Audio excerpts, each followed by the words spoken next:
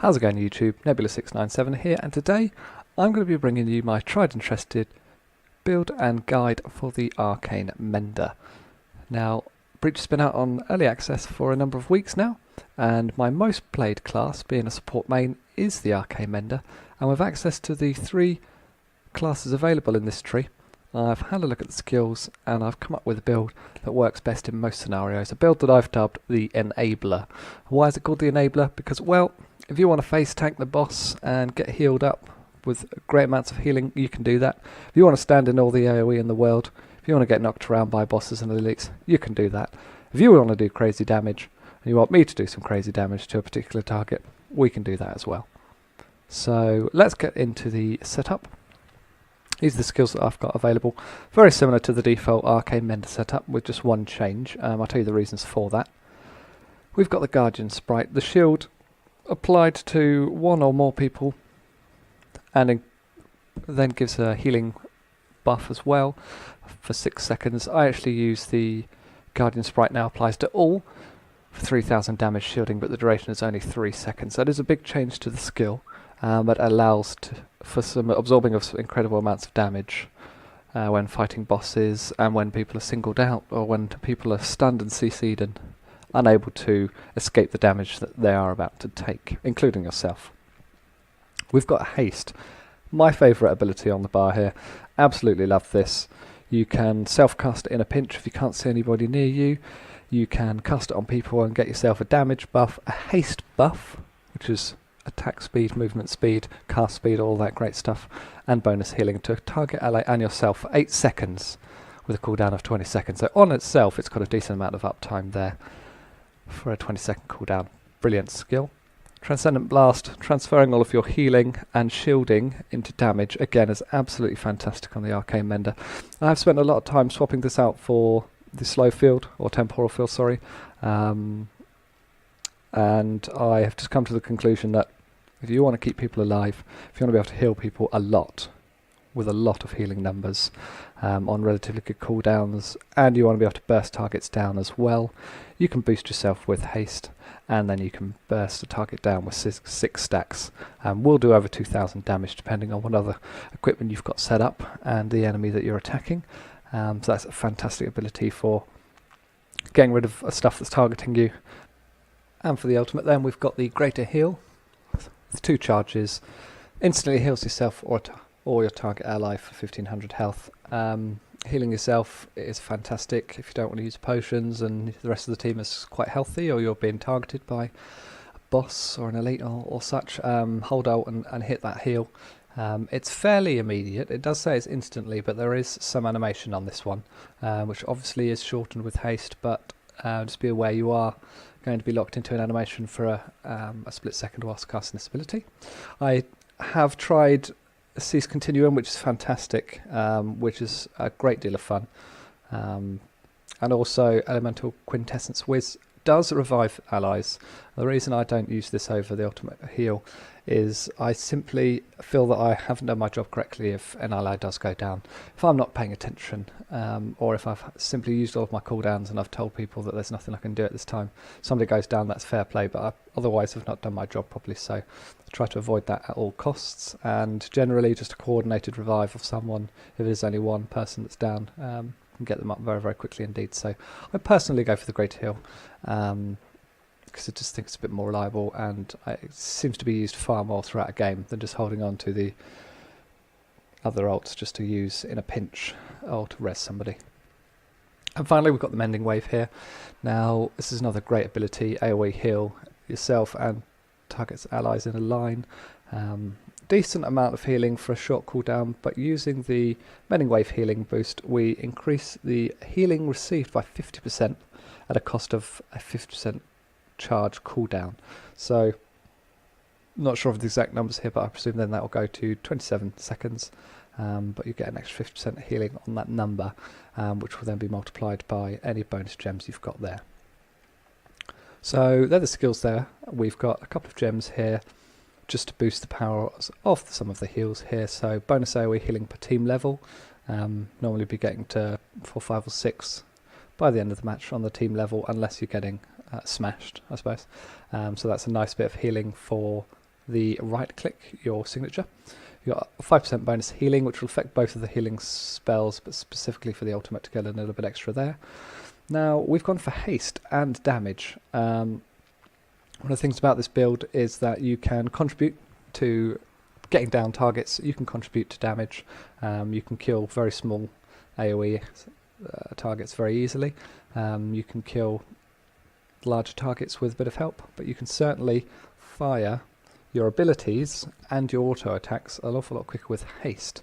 And if we pair this from the buff that we'll be having, ourselves and an ally will be getting 20% haste and 20% damage. We'll be pairing that with some additional haste to get our abilities off as quick as possible, get our auto attacks off as quick as possible as well, because that can help avoid damage for enemies that are coming towards you, but also for DPS and the boss. A little bit of bonus damage there in as well. This one is not so important. For a dedicated support, you do a decent amount of damage, an awful lot of damage at times with some of your abilities when you pair them. So this is just to top it all off, really. You could probably put something else in here if you do prefer. The gear then, you've seen that we use Guardian Sprite, applies to everybody. I use 2 stacks of cooldown, 25% for all skills, which I think is fair. Relatively short cooldowns on the majority of these abilities anyway. I guess the ideal would be to have a near maximum uptime on haste as possible, which would be pretty fantastic. But I haven't managed to squeeze that into this build, but we do have 25% cooldown there. And then finally, I still use echoing of basic attacks. The reason I have this specifically is I spend an awful lot of my time auto-attacking, probably any time where I'm not casting an ability. If I'm not looking around specifically to see the positioning of my team or where some of the enemies are, I will be auto-attacking. And this topped up with haste, and the haste and bonus damage that you and an ally will be getting every time you cast this haste, you will start to fire out quite a lot of damage in the form of auto-attacks. Now, if you're constantly healing everybody and your abilities are on cooldown, say in a boss fight, there will be so much opportunities for you to just be auto-attacking, and this will just add to the damage that you're able to do in lots of scenarios. It will help out in the latter game, it will help out to kill smaller enemies, it will help focus down DPS targets such as bosses, and all round I just think it's a good fit for this particular build, which is to keep everybody alive, let everybody do exactly what they want to do as effectively as possible, and then help take out targets as well. So that's what we've gone for on this build. Let's have a look at some gameplay. Now the first bit of footage here then against Leshy Bosch. Positioning is quite important, and you will see me strafing an awful lot during the video. But firstly here, sometimes you just know when your team's going to take a huge chunk of damage just before the boss knocks a few people away from him there and into the scenery. So a preemptive shield just by ulting and pressing the button that you've got assigned to that ability to give everybody a big shield to block that incoming damage. Positioning is very important here with the class, especially in this boss fight whereby there's areas of denial from all of the walls that are being created.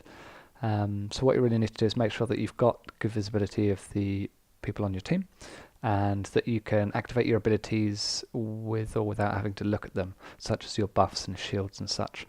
Example here, I'm coming around to get a better viewpoint of the fight where I know that I won't be targeted, and I throw out my shields on my way here, chuck a heal, and then do a bit of damage to the boss. Cooldowns are relatively low, even with only a small investment into cooldown reduction, so we can use our abilities very often, certainly often enough for them to have a decent impact. If you fail with one of your abilities, so to speak, you will be waiting some time until you get to the next one. Looking then at the rotation of the skills, as you may have seen in that previous clip, what I generally do is throw down the shields whenever I've got them, or when I think that some damage is going to be taken.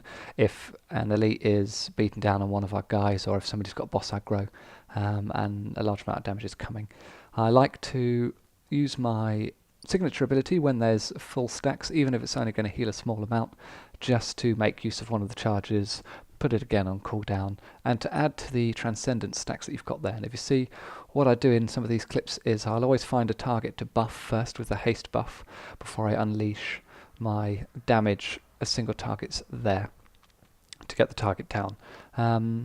a bit of raw gameplay now then. You can see that the single target damage is quite good. I will stop and stand every now and then to do the full auto attack volley because it is a good deal of damage. And what you can actually do is you can move the mouse around, you can move the camera around during any times while you're locked into an animation to get a slightly better view of the field. It is a little risky to do, and as you play you'll find out how long some of the animations are for some of the abilities. You can actually look around whilst you're doing your ultimate as well if you're quick enough. You should be able to look on the left hand side and see the character portraits and see how much health everybody's got already. But if you're a bit like me and you like to see everybody at all times so that you can get the best healing and get best support in there, then that's what you can do. So being singled out is a bit of an issue with this build. Specifically, there's a new Veiled Demon that likes to use its signature ability to send people into the Netherrealm or the Void, and you have to come back all while taking damage. And here is a different instance, but I'm targeted by an elite. I've used my dodge. I'm mid animation of opening the potions and I get wrecked here by some CC. So popping a potion as I had to. I'm desperately trying to get the shield on me, auto casting that shield because nobody's nearby, and then I managed to get out. At this point I know the elite's pretty dead already. My team's just going to mess him up. So what I'll do is I'll see if I can get some maximum healing on everyone, get a bit of damage. This bit particularly, I know my auto attack is going to miss, so I look away and dodge. I know that my team's going to kill him, so I shield everybody and then do a heal to get the additional healing bonus, knowing that we're not going to take any additional damage and we're about to go into a bit of a walk through to the next area. Equally, if the Veiled Demon does right-click one of your teammates, it's a good idea just to simply stand by and wait for them. You can't shield them while they're not with you. Shielding will not give them any abilities, so just check with them on comms that they're okay and heal them as they come out.